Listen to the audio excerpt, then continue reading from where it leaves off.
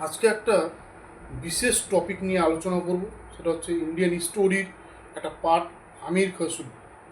আমির খসরু ছিলেন আলাউদ্দিন খলজির একজন সভাকবি।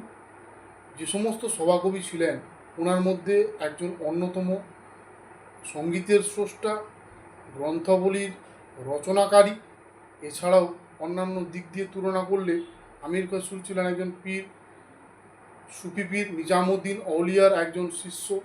এছাড়াও ওনাকে আমরা ইতিহাসের হিন্দুস্তানের তোতা পাখি, দ্য প্যারড অফ হিন্দুস্তান নামেও আমরা সকলেই জানি। এবং ইন্ডিয়ান হিস্টোরি বা ভারতের ইতিহাসের বিভিন্ন অধ্যায় রচনা বা রচনার জন্য উনি প্রসিদ্ধ হয়ে রয়েছেন। এছাড়া ইমন রাগের স্রষ্টা। এছাড়াও তিনি হিন্দুস্তানের তোতা পাখি ছাড়াও আরও বিভিন্ন টাইটেলের সঙ্গে যুক্ত